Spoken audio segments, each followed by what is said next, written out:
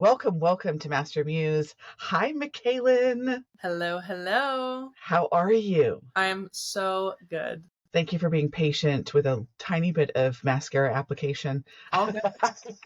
All good. I'm making myself record these things. Nobody's making me do this. I could literally probably come in here looking as rough as anything, but I didn't want to do that. We were just talking about the weather. You are in Guelph, Mm-hmm. and that is in Ontario. Yes, you got it. Oh. Guelph is I like to tell people it's about an hour outside of Toronto. So it's not technically GTA, but some people are starting to say that it is. It isn't though. It's Okay. Is GTA, what does that stand for? Greater Toronto Area. Okay, so we have in ITP and OTP. Mm-hmm. OTP is outside the perimeter, and the perimeter is which houses Atlanta. Oh, so if you were OTP, you're like in the suburbs, and you're probably not as cool as the ITP people. Yeah. I don't know that I want to be the ITP because I like the suburbs. I'm not gonna lie. Yeah. I don't want to deal with like the concerts and the games and the traffic and the traffic.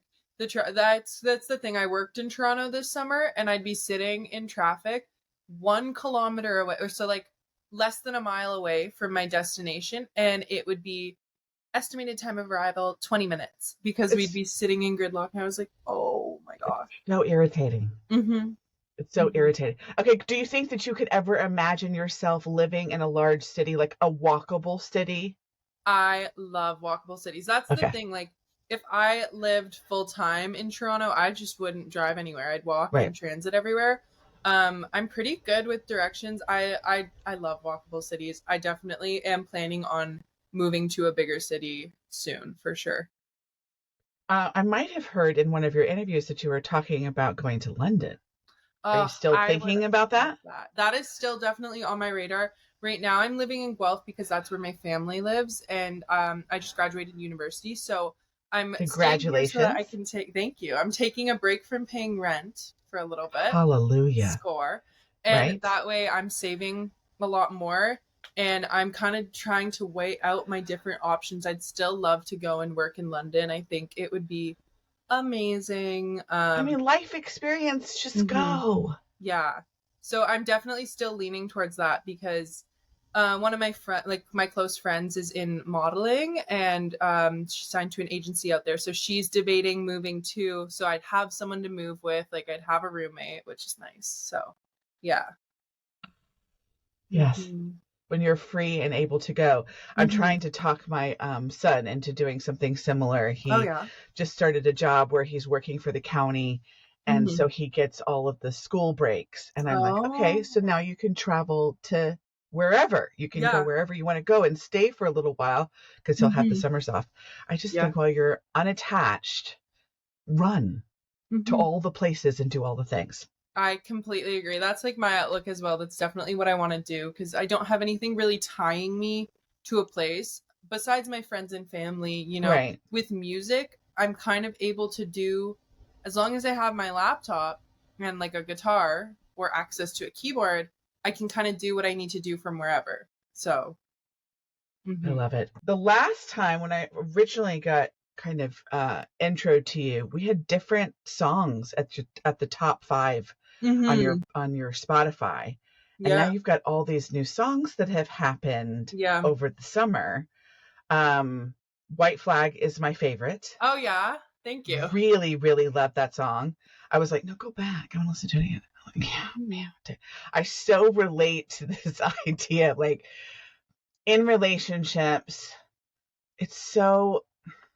I mean, we don't want to have to give up on the relationship, yet at some point you're like, how many times is something going to come up where I'm going to finally go, okay. Yeah, exactly. That's it. Same thing with petty words. Yeah. I was like, did you really do petty crime and steal his bike? That was a fun one to write. Like, I didn't steal any bikes, which is like one of the lines in the songs. I've never done that. I've had my petty moments before though. I remember like one time in a relationship, we broke up also, by the way. But he went to a party and I was invited to that party, but he said that I couldn't go. And I was like, why can't I go? He's like, I'm not going for long. I'm just going to go without you. I was like, cool, bye. So he went to this party, and this was during COVID. So I called the non-emergency line and was like, hey, I live right beside this party. It's really loud. I'm putting my kid to bed. Like, also, there's way more than 19 people. Because at the time, it was like however many people were like allowed, whatever. So like, and then they're like, hey, perfect. Can we get a name? I was like, I'd prefer to be anonymous. And then sure enough, like 20 minutes later, I get a text from my boyfriend at the time being like, what the hell? The cops came, blah, blah, blah. I was like, that sucks. God. I hope maybe you should have brought your girlfriend and that wouldn't have happened. Yeah, exactly. Maybe it was bad karma. But yeah, I was talking about that story to my co-writers, and we were like, so many times in relationships, you get to this point where you're just you're so petty. It's just these little tiny things you're petty about it. So that's what we decided to write the song about, is like kind of towards the end of our relationship, especially, is when that starts to kind of amp up, I find. What should be the signal where you're going, okay, now I'm becoming a person that I'm not really proud of or excited to be, but I'm so upset that I feel nothing but petty. Yeah. Let's go. I remember I was like with my best friend, and then like we did that. I was like, oh my God. And then I was like, okay, wait, what? Like, I need to actually this is not me. So right. Bye-bye, you know? Right. Mm-hmm. Okay, so let's talk about, I've listened to several of the interviews that you've done. By the way, you've been doing interviews since you were 14, 13? Yeah, I think 13 or 14, somewhere in there. Oh my God. Mm-hmm. When I was like, okay, she's really young, so she may not have as much experience, interviewing. Not that I have a ton of experience, but we won't get into that. And so I go back and I listen to her and go, oh, wow. Oh my goodness, she's been doing this forever. I am the complete and total novice, which I am anyway, but you are so experienced in this whole interviewing world, and you are so well spoken. I was stoked to talk to you. I was like, this is going to be a lot of fun. So I know that you've talked about this before, but let's talk about just your relationship with music. I want to talk about your music, and I want to talk about your projects, but I'm really more interested in finding out about kind of your experience with the music industry and how you've maneuvered through that, because this podcast is really hopefully going to be a little more of a learning experience for people if they're interested. Maybe they want to be you. Maybe they want to be Mikalyn and they want to be out there on the stage and performing and songwriting, but maybe they want to kind of be backstage. And so I want to kind of get your take on the industry. So let's just go back to the beginning and tell me, what is your relationship with music? What made you fall in love with it? Why did you want to be a part of it? Yeah, that's a great question. I have always loved music. You hear that all the time, but it really is true for a lot of musicians, is like they were singing from the second they could speak or make sound. So that was always something that I gravitated towards. And the other big thing for me was I also always gravitated towards stories. I loved reading from a really young age.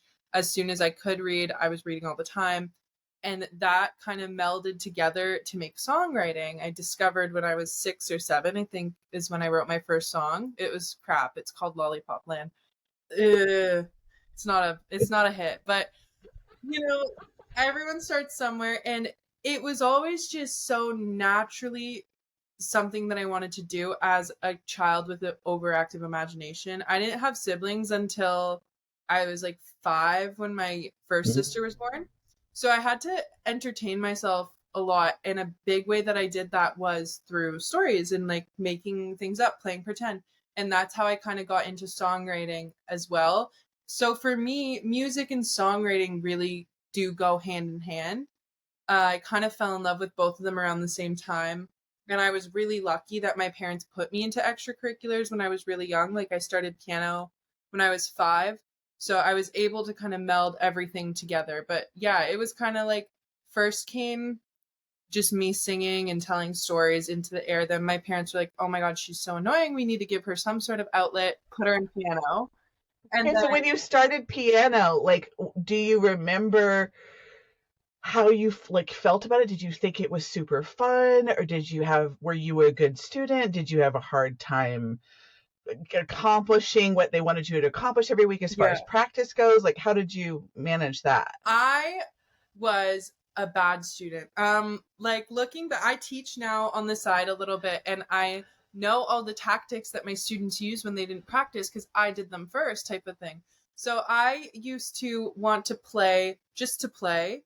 I didn't like the sheet music part. I didn't like the learning part, but that's when I unfortunately discovered that if I heard something once, I could parrot it back.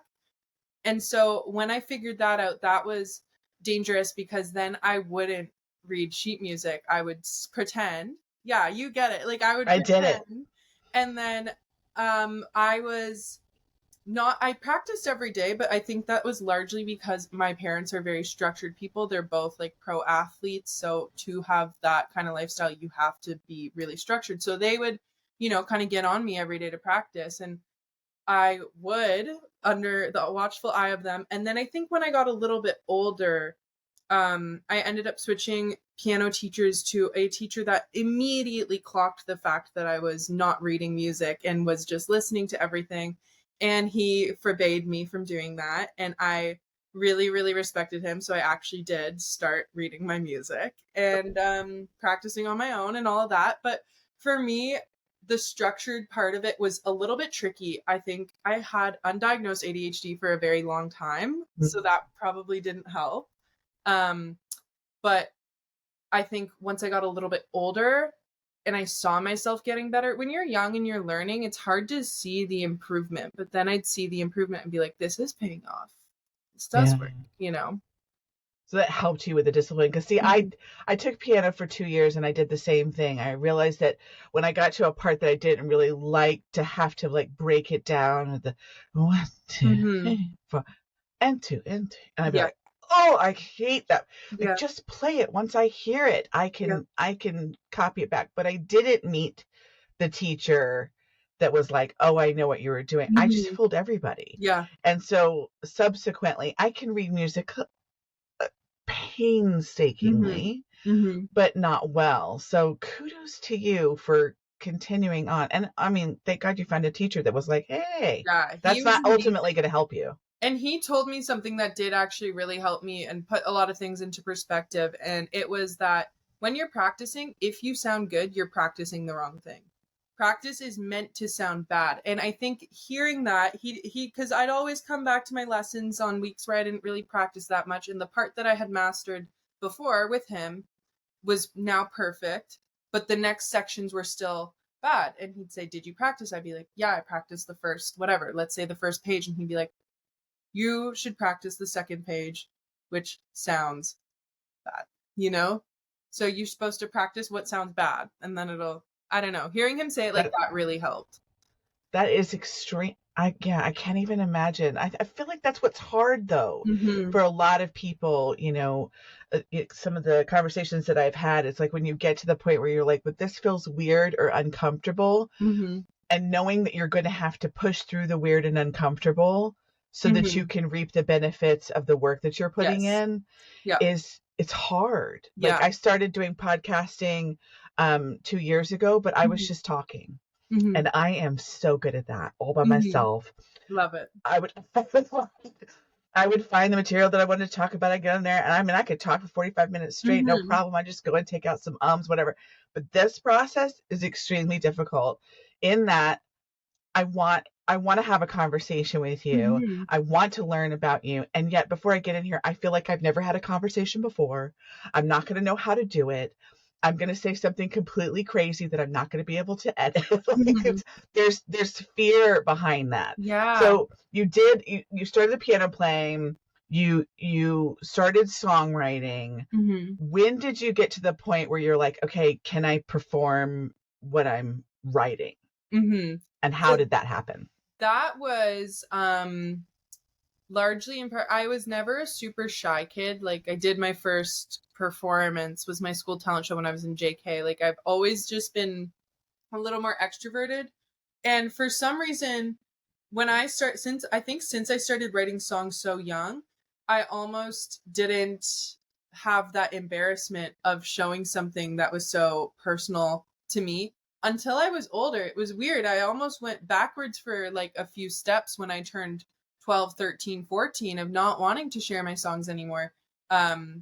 Especially to like my peers and stuff like that. It just made me more nervous, and that was a foreign feeling. I feel like when you hit that age, it can be a little intimidating. But my first performances were types of things where it'd be like an open mic, and I'd go and I'd sing and play a song that I wrote, and I would go to my dad's work, and if they had some sort of fundraiser or something, I'd go and sing a song that I wrote. And the songs that I wrote were always ones that I wanted to perform because I felt like they were better than my covers because I put more time into them. So that's why I started performing my songs, was because I just thought, oh, this is good. And I had started recording with my piano teacher and vocal coach. I recorded a song for my friend Avery's birthday, for her 10th birthday. So that was the first song that I ever recorded. So it's called Avery's. Yeah, it was she's like 10 days older than me. So I think I was 9 when I first recorded, but I had started performing my own songs at 10 and then got shy with it at like 12, 13-ish, and then was like, well, if this is what I want to do, this is what I want to do. Like, I love writing. I'm not going to intentionally go and sing something that is bad. Like, I need to stand behind my work type of thing. So that's how I started performing my own original stuff. Okay, so you brought up something that I did want to talk about. When I think about being a teenager writing songs, now I did write instrumental piano music. This is very niche. Love it. For an 11, 12, 13, 14-year-old. And so I remember going to school when I was in 7th grade, and I played something on the piano, and the girl that obviously did not like me was like, "What are you playing?" And I was like, "Oh, it's just something I wrote." She was like, "Oh, okay." And so then she gets onto the piano and she plays Right Here Waiting by Richard Marx. Which I didn't recognize because I mostly listened to Christian music in my house. So I didn't know that that was the piano music to that song that was on the radio that the whole world knew. And she was mocking me because she thought I was lying that I wrote this music. So I think about you writing music, putting not only like, here's something that I play on the piano, but here's something I play on the piano with words that I came up with, a storyline that was personal to me or that I thought of by myself. I'm going to play this in front of my peers. And then you get somebody who goes like, who do you think you are? Fill in the blank. And you're like, I just want to make music. So how did you, now you're fully graduated from college, university, from when you started that period where you go, this now feels uncomfortable, to say where you are now, what are the things that you did to kind of navigate those feelings? What were they, and how did you kind of work through them? That's a great question. Am I frozen by any chance? No. And if it is frozen, it'll work itself out. So don't worry. Perfect. This app is so good at that. Okay, perfect. Yeah, so I was lucky in that I went to a smaller school with 20 kids, and those 20 kids was my class from grade 1 to grade 8. So when you go into the music industry young, you change so much. I am not who I was 2 years ago, let alone when I started writing songs at age, 7, 8, 9, 10. And you're so heavily influenced by other artists, especially at a younger age. So I think I struggled a little bit with navigating who I was as an artist. And I think that that's honestly something that I'm still figuring out now. Some of the songs that I wrote 5 years ago, I can't believe that was me. And it's tricky at times to figure it out because it is permanent. Like, if you go and record it and put it out, it's now out. So I think that is something that I also struggled with a little bit as a young artist, kind of growing up and trying to figure out my sound. But in terms of honesty, like, there are many songs that I have never shared, and maybe I will one day, maybe I won't. But I think that as long as you just keep writing songs, and for the sake of writing songs, basically, like just writing not because you want a hit or you want to release it or anything like that, then you're going to be able to be honest in your writing. And I'm not sure if that exactly answered the question, but that's something that I put into practice. I just write all the time for the sake of writing because I love it, you know? And what would you say to the girls who are, or boys, or they thems, that are getting, not flack, but that are getting criticism from their peers about making something vulnerable? I mean, I think that sometimes watching someone do something vulnerable, like creating art, and that can be writing a song, making a painting, doing pottery, painting a piece of wood. I mean, it doesn't matter what you're doing, that people look at it and go, what makes you think you're so special that you can do that thing? What would your advice be to a young person who's really struggling with feeling like it's okay for them to make their art? I think that I would want them to remember that if anyone is giving them any sort of pushback for making their art, it probably is coming from a place of that person's own insecurity. And I would remind them that Lady Gaga had a Facebook group made of her with all of her classmates in it that said, "Stephanie, you will never be famous." And she got so much pushback, so much hate, like in her small class. Like, imagine how terrible that would be. And look at her now. So I think I would just remind them that no matter what happens, no matter how your career plans out, you know, at least you did it. You would regret it if you didn't. If you looked back and you thought to yourself, I stopped doing my paintings, I stopped posting my singing covers, I stopped because this one person, or some, maybe it's multiple people, they were giving me hate, they were being rude. If you like looked back a few years later and stopped because of that, I'm sure you'd regret it, because a lot of the times art comes from within. So it's something that you feel called to do, and I think if you feel called to do it, you should do it.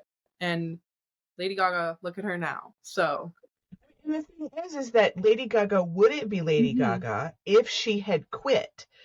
That's the thing that I feel like, you know, even me doing podcasting, I was like, okay, well, the surest way that I can fail at this is to stop. Exactly. Yeah.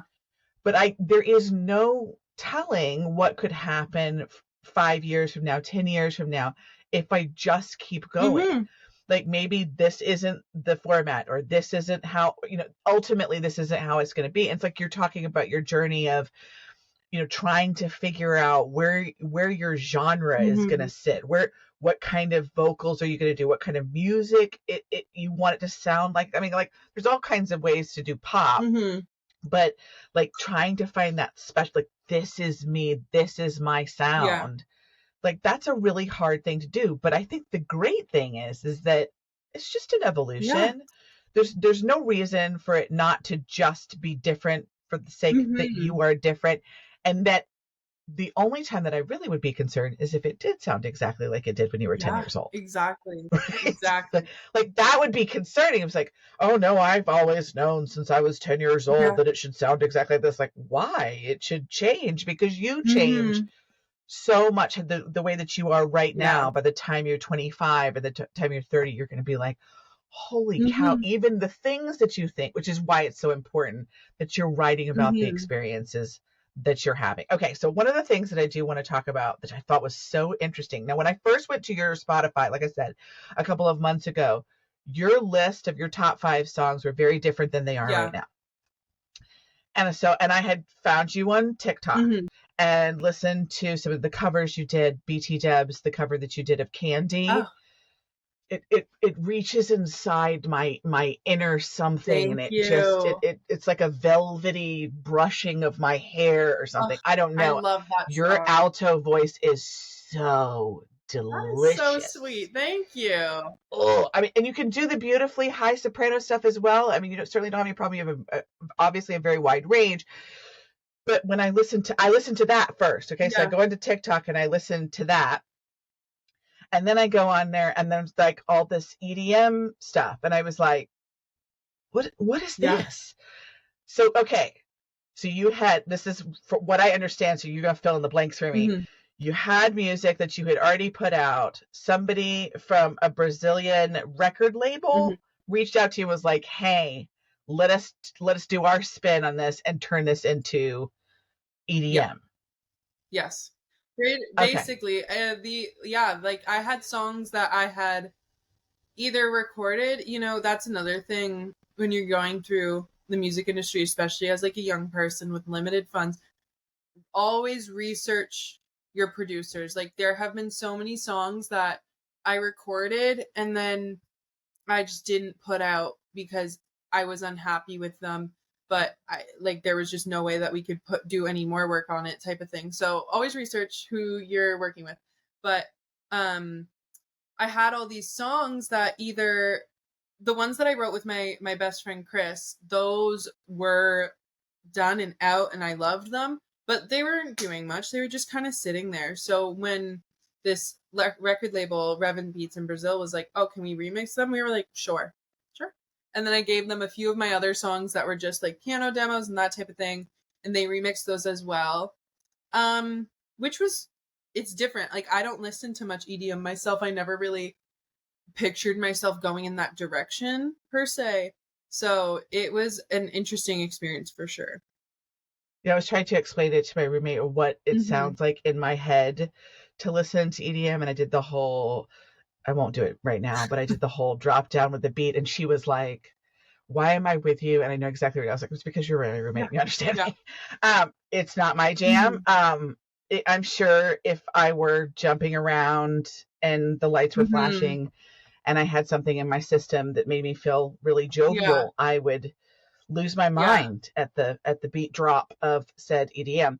But listening to the difference between those two things, I was like, okay, I'm a little confused as to what I'd tell her to be making. I'd be going, okay, bring this beautiful velvety alto voice with the singer-songwriter vibe that you have on some of your other stuff. So when I went back this week, as I'm getting ready for the interview, I was like, oh my God, what is this? Yeah.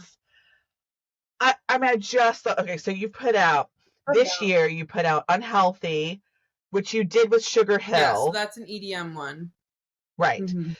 Which I still actually like that one, even though Sugar it has Hill more did a really good job on that. That's one of the EDM ones that that's the only thing is when you do that, you kind of give up a lot of creative control. So especially because I don't know the genre that well, I don't even know how to say if I want any changes because I just don't know the language and be like, right. And so I let them do what they're good at. And Sugar Hill, I think, did a very, very good job on that.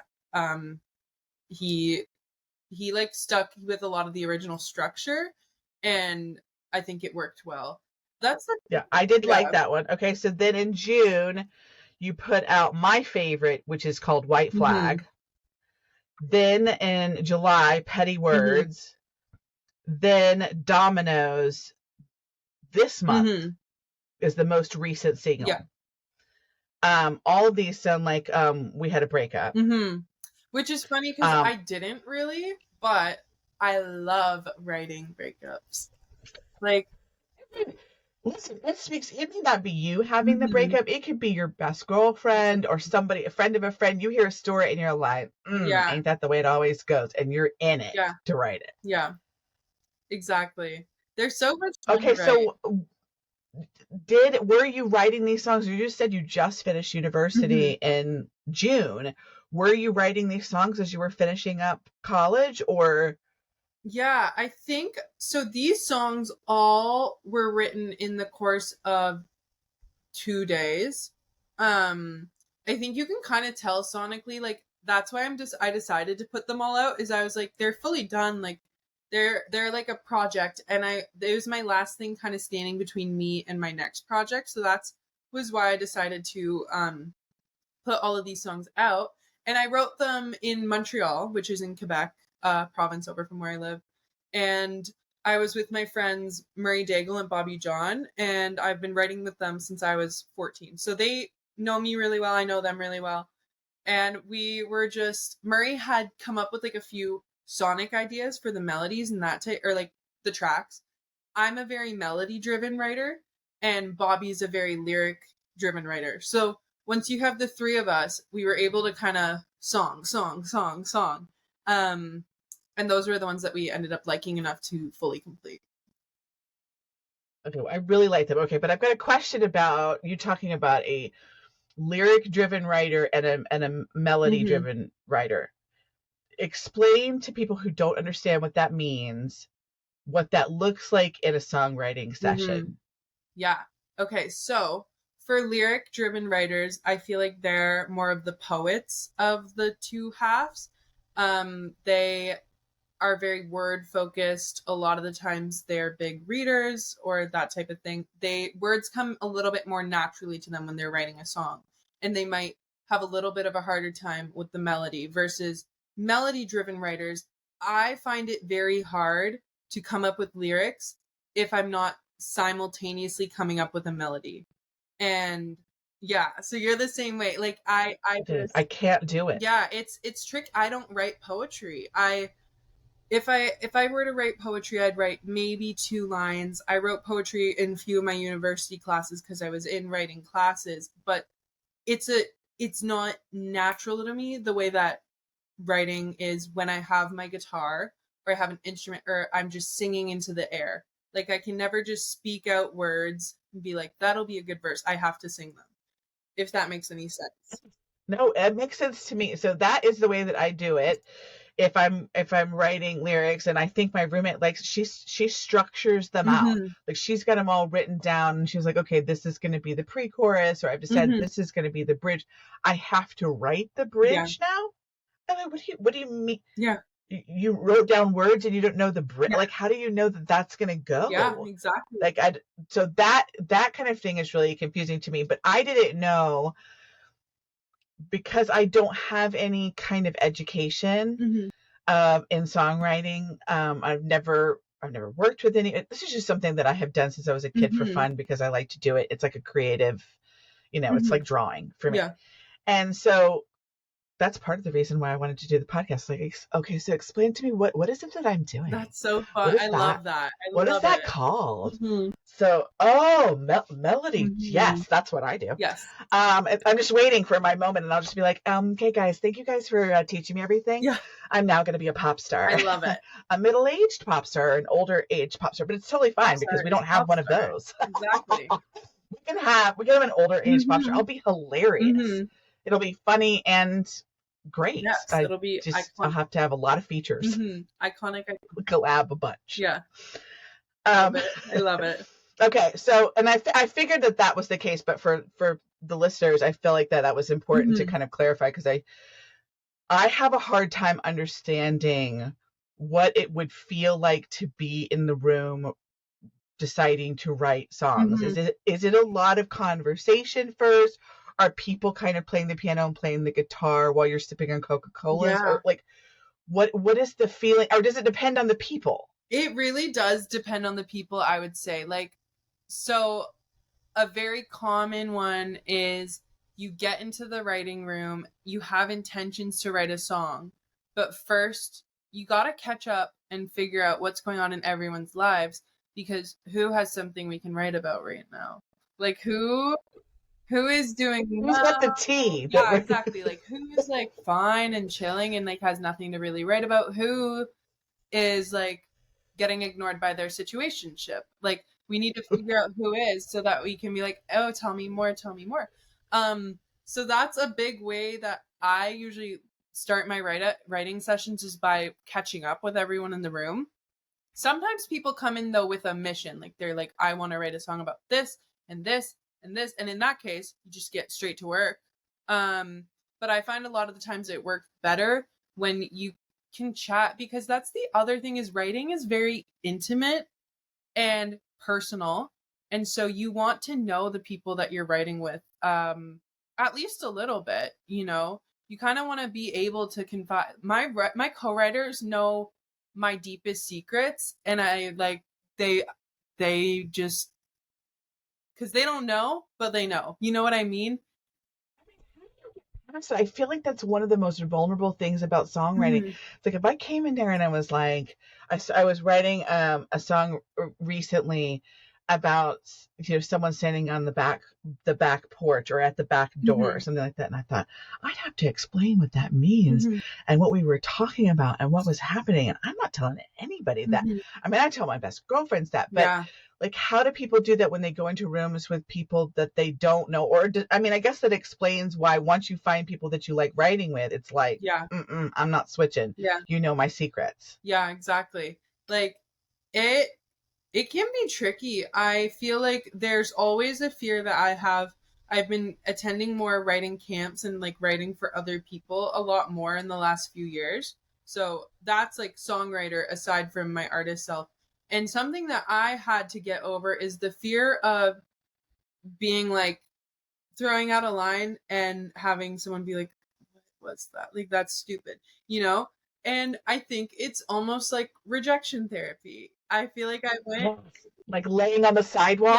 Yeah, like pretty much. It is kind of like, I'm not sure if there's a surefire way to get over that, because you have to be so raw and you're really opening yourself up for like judgment. But I think it's important to understand that your co-writers all feel the same way and you respect them and you would never judge them for a line or anything like that. Like, I've been really lucky in that one of my main writing partners, the first song we ever really wrote together, I was stuck on because it was kind of a weird song. It's called Funeral. I don't think it's released. It might be posted somewhere, but it's about, like, when I was a kid, for some reason, I was terrified that I was going to die in a fire. I was convinced that's how I was going to go. And I wrote a song about that, and it's kind of a weirder song. And I went to my guitar teacher, James. I was like, I don't know how to finish this. This is kind of weird. We don't have to work on this. Also, by the way, if you don't want to. And I played him what I had, and he was like, why wouldn't I want to? I was like, oh, okay. Okay, cool. Like, at the end of the day, it's never as deep as you think it is, you know? Yeah. Mm-hmm. I feel like it is extremely... I think it's the same way with all art. Mm-hmm. It's why I love art. It's why I feel like art is so important. Mm-hmm. One of the things that I say about people who write music, someone needs your song. Mm-hmm. I love that. Someone's waiting for your song. It's not that you need to be standing on a stage like Chappell Roan, because God bless her, she's really going through it right now. I love her. But she's so cool.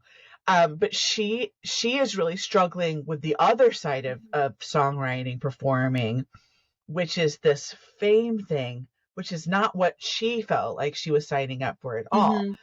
But there were people that were masses of people that were waiting on her songs, that were waiting for her openness, that were waiting for her rawness. Exactly. That were waiting for her frankness.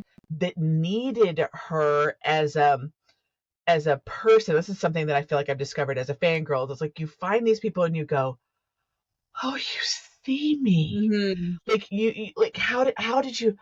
You knew that I thought that, or I felt like that, or whatever. So I feel like it's so important for people who have the ability to write songs to do so and get it out there for the people who need it. Because that song may be the song that White Flag may be the song that helps somebody go, this is just dumb. I'm wasting my time. You're right. I feel all of this. This is not what I should be doing with my life. And they walk away from something that they could drag themselves on for 2 or 3 or 4 or 5 years, wasting their life and their time, wasting their development because you wrote that song where you weren't in the middle of a breakup, but you were like, but who is it? Yeah, exactly. And like, I feel like songs are so important, just in the way that oral tradition was so important and how we pass down stories and songs. There are so many songs that have been passed down from generation to generation. And, I think it's just so important to capture moments in time through song and capture how you feel through song. It's so cool. It's really a really cool thing that we're able to do and that we're able to enjoy as music listeners. Like, I always have music on. Today I was making scones and I realized it was the longest time that I've gone without having music in the background in forever. And I was like, this is weird. I need to go turn on my song. I can't be just silent. Like, Yeah. Yeah, I remember my mother saying that to me when I was little. She's like, Heather, don't you want some silence? No. How about a little? I was like, I really, really don't. And my biggest dream as a child was like, put me in a world where I get to live in a musical. Yes. Let music follow me as I'm walking down the road in my blue jeans and my t-shirt with my hair flowing, and it's just singing me something just like exactly how I'm feeling, and that's Golden by Harry Styles as I'm just rolling down the road. Golden. I can see it. I love it. Or you're in a car and the window's down and you're screaming it out the top of your lungs. Yeah. And then it happens. Yeah. Then I have little tiny earbuds and I'm walking through Target and I'm like, I'm living my dream. Exactly. This is the dream. No, literally, I love it. It's the dream. It's so magical. Okay, so a couple more technical questions before we get into some rapid fire questions. I'm trying to come up with a jingle for that at some point, and that may just be it. That's awesome. Okay, so when you have a song, it's been mixed, it's been mastered, it's ready, you're somehow putting it out into the universe. You've published it? Is that what it means? Yeah. When you said this, I send it to distribution and then they do all of the work of getting it onto Spotify on the day that it's supposed to be. Okay, what about the artwork for your single? Ooh. Like the artwork for White Flag? Yeah, I took that picture at the Ontario Gallery of Art or something, I think like a few summers ago. And I was like, that's perfect because the song says bulletproof. Something that I struggle with personally as an artist is posting. I have social media anxiety at times. And then covers. Covers is something that I'm hoping to really get better at. I'm signed up for a course in graphic design and Photoshop that I'm just taking on the side outside of school because that's something that I personally want to get better at. But usually I'll just borrow pictures from a past photo shoot and kind of doctor them up. I was getting my friend Chris to help me with a lot of them for like prisoner phases. He did those ones. But Chris has a whole career of his own to balance, so I can't get him to do all my covers. And so I definitely need to get more pictures though, because I'm running out, and that is something that I need to get on for sure. But yeah, it's just... Have you played around in Canva? I love Canva. I love Canva. That's what all of the White Flag, Petty Words, like all of those songs that I've released in the last few months have been done on Canva. I love it. Okay. It's my favorite thing. I was like, ooh, it's like an adult coloring book. So fun. And I've been trying to like make a little magazine with it. It's so cool. Okay, I love that. Is there advice that you would give up and coming songwriters, or is there something about the music industry that you were surprised about that you had to adjust to? Ooh, those are both great questions. Something about the music industry is that I think I would just tell people to try to find community within it. It makes it so much easier. It makes it so nice having someone that you can bounce ideas off of, and people that understand what it's like to be pursuing a career in the arts. I think it's really, really important. Also, like, you can never be too careful about, like, there are so many scams out there that I think target specifically young artists. So I think it's important to have community, because there have been so many times where I call up a friend and I go, hey, I heard that you worked with this person. What was your experience? And it saved me thousands and thousands and thousands of dollars. So I would just say that. Ask the questions. Yes, Don't be afraid to ask. Yeah. And I think especially, like, learn all you can. That's something that I didn't exactly expect when I first kind of started making music and stuff is, people will take you more seriously when you know the names of the microphones that you're using. So that was something that I was like, a girl with ADHD, I knew I had a microphone. I knew a cable went into the microphone, but then one time I had to set up, there was no sound guy, and I was like, uh-oh, what now? And then that made me look like an amateur. So I think it's just important to kind of know your stuff, know your craft, surround yourself with community. That's a big one. I'm so, so, so grateful for the friends that I've made in the music industry. And it's truly, there's nothing like it. I love it. I love creative communities. It's so supportive.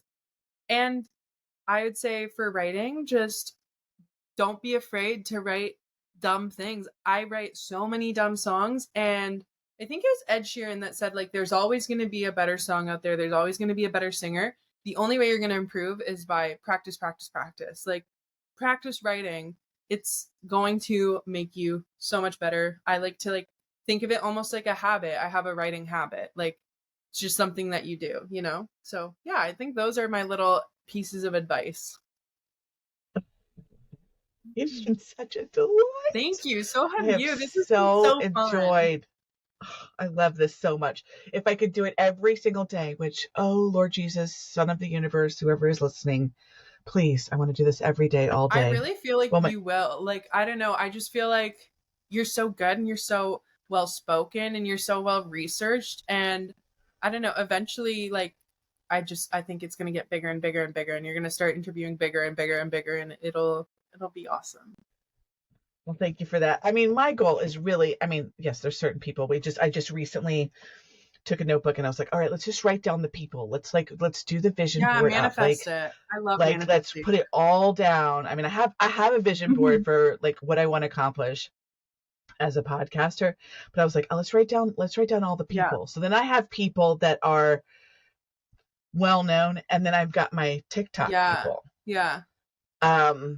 Because I've been watching people like Lizzie McAlpine. This started in my head.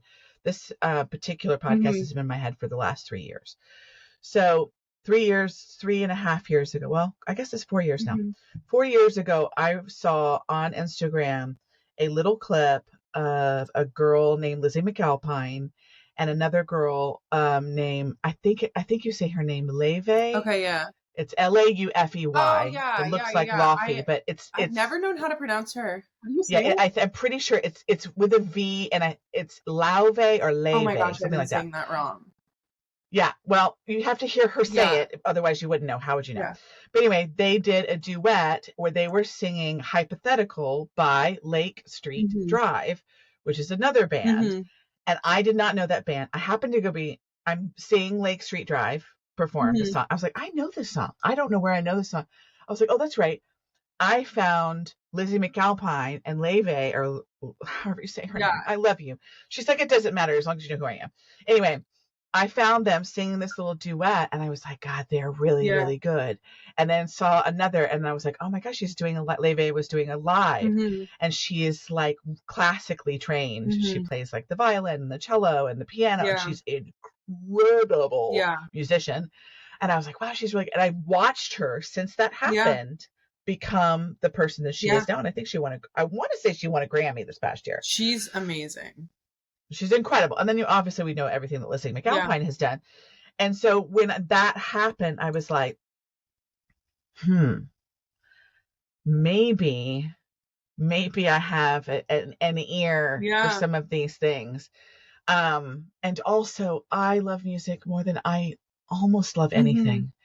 And when I was young, I wanted to be, I wanted to be the lady. I wanted to be the person. I wanted to stay on the stage. But then I was like, but I'm going to have a family and children. It's just not going to work out. My husband won't let me. And so I had like this limiting mindset. I didn't know that I could have been a music producer. That's probably what I should have gone to school for. Then I could have been one of those kick-ass ladies being a music producer, because we need them. I'm trying to teach myself how to produce, because girls producing is so cool. We need it. We need it.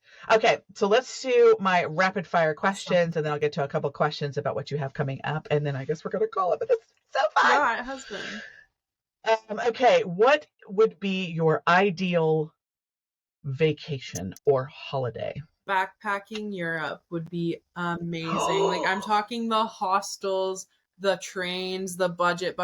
Yeah, backpacking Europe with my roommates would be the dream. Okay, please do that, and put it up on the Instagram and the TikTok, and run the whole thing, and do little covers in the mountains and that stuff. Would be the thing. Make it a whole thing. That's how you can do social media in a really cool way. Mikalyn hits the road, and you're like, the hills are alive. It'd be amazing. That is definitely my dream trip. Okay, that's cool. You can do that. That's a doable thing. Favorite concert you've ever been to and a concert that you would like to go to? Favorite concert I've ever been to was Bad Sons back in, I think, I was in grade 10 or 11, 10, I think. And it was at this small venue in Toronto it's mid-size venue called the Velvet Underground. And it was, it was incredible. Like the crowd was so good. They performed amazing. The interaction with the crowd was amazing. It was just no concert has topped that since. A few have come close, but none has topped it. And a concert I would love to see is the Welsh artist Marina. She used to be known as Marina and the Diamonds. I would kill to see her. Like every time she's been in Toronto, I've had a gig or I've been out of town. And it breaks my heart because it's coming love for you. her so much. So. It's coming for you. Yeah, fingers crossed. Okay. Most overrated and underrated holiday. Like, I don't know what else you guys call them. I know you guys call holiday vacation, but like Christmas, Thanksgiving, Easter, Halloween, that kind of thing. Okay. Overrated and underrated. Overrated is, I'd say... Ooh, this might be controversial. Thanksgiving. I love seeing my family, but I just am not a big turkey fan, at least not the way that we cook it. No one respectfully love my family. Seasoning is not a thing at my grandma's. So it's just like Thanksgiving is nice because I get to see my family, but the food could be better. It could be better. And underrated, St. Patrick's Day is so fun. As like maybe it won't be as fun, I don't know, a few years down the road when I don't drink, but it's fun as a university student, like getting up and dressing in green, and it's always in March, so that's in like a bad time of year in Canada, like the weather's crap. So it's nice to have like a random reason to celebrate, reason to day drink. It's fun. If you want to keep that up until you're 112, you can. If it's the only time you drink during the year, like you can do that. You can enjoy that up for the rest of time. You do your St. Patty's Day. I love that. What is a weird food combo that you enjoy? And if not weird food combo, like something that you like to indulge in that you just think is so delicious and everybody should have it. Okay. Weird food combo would be a pickle wrapped in prosciutto. It's really good. Okay. It's really, really good.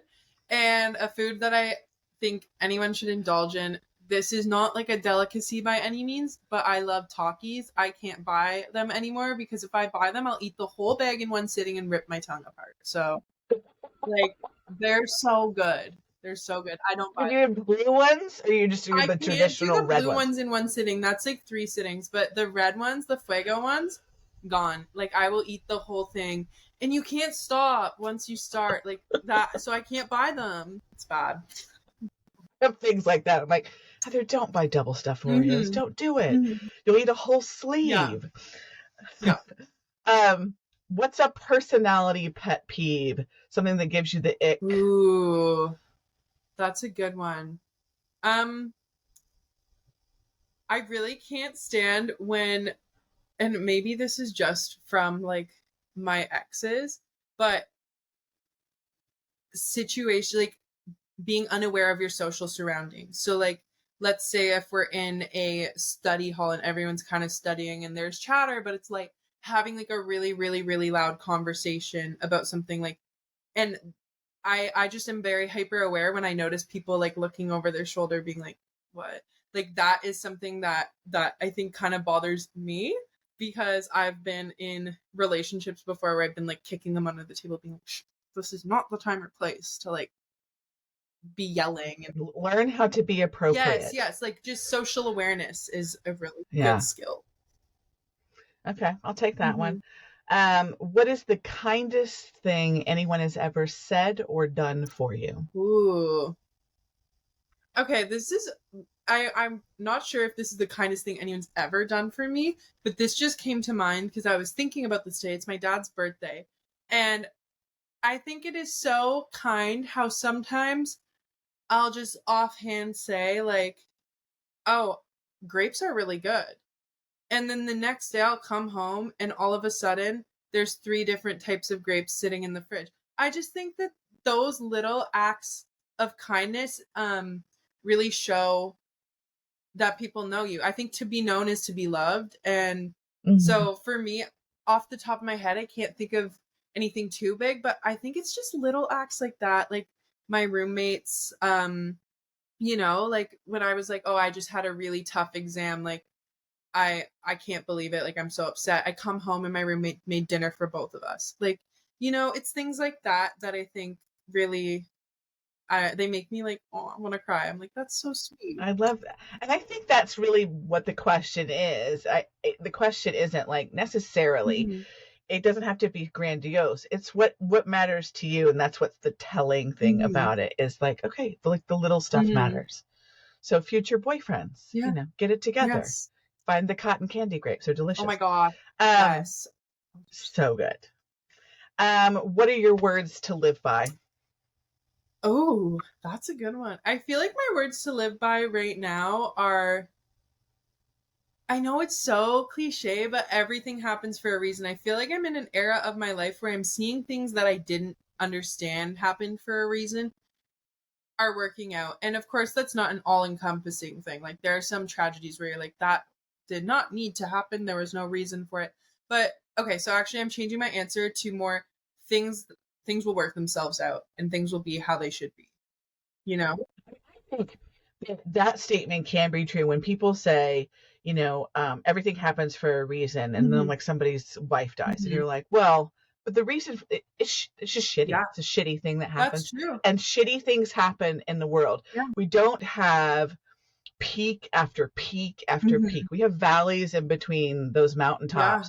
Yeah. And without those valleys, we cannot appreciate the top of the mountain. I wish we were the kind of beings that could, but we're not. So sometimes the reason is that just terrible things happen. Yeah.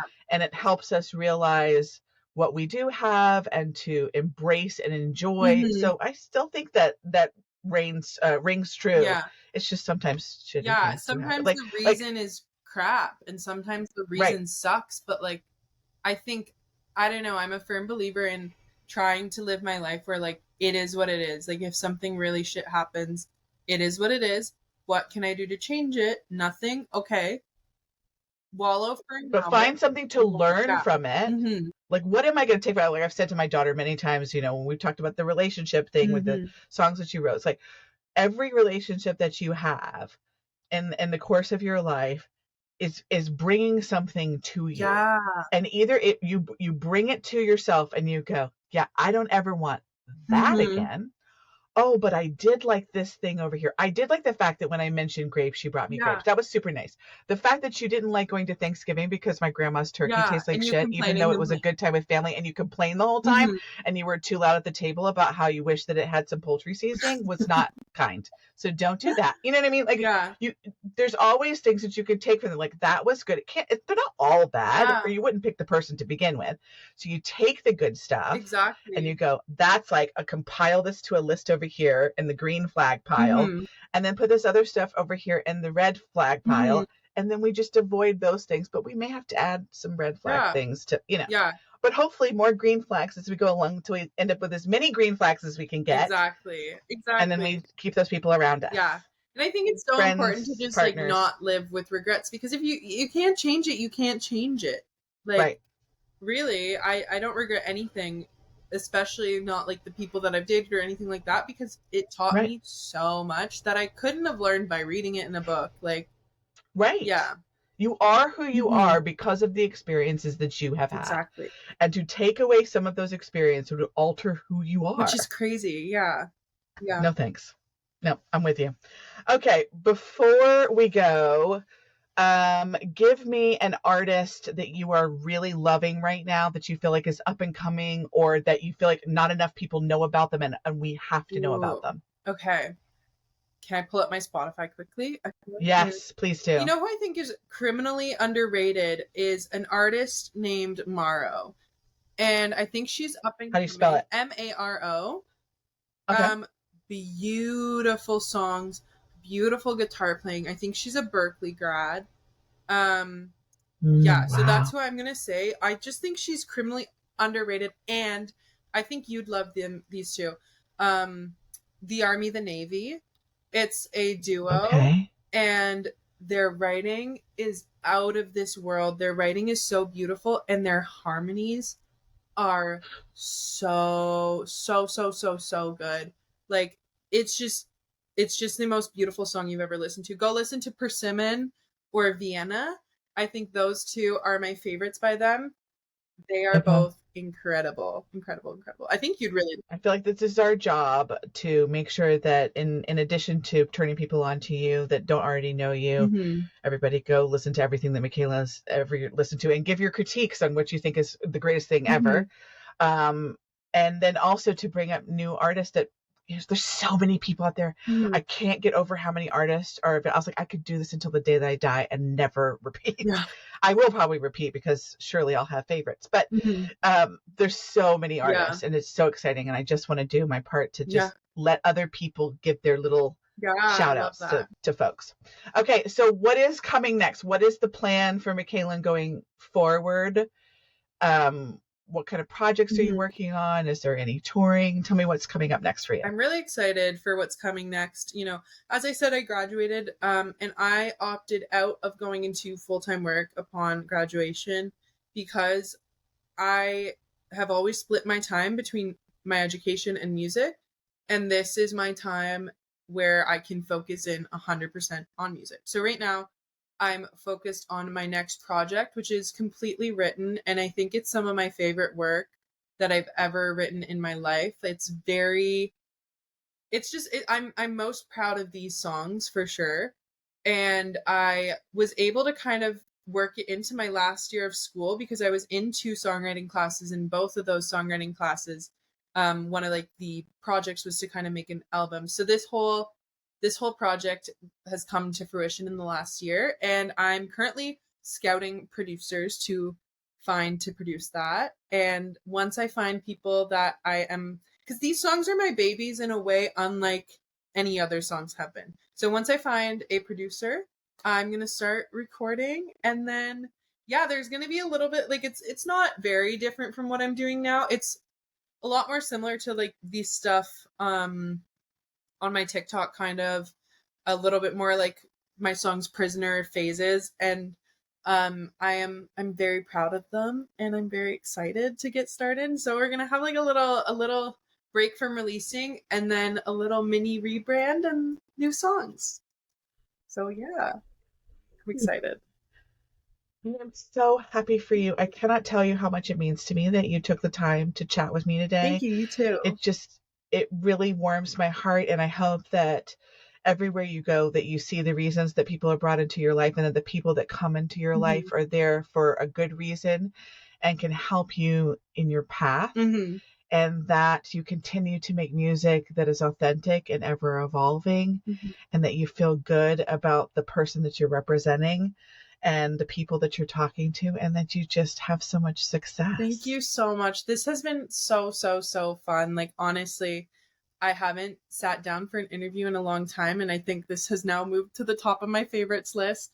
This was just so great, and your questions are so amazing, and I can't wait to see all of your interviews and who you continue to interview, and it's going to be amazing. Thank you.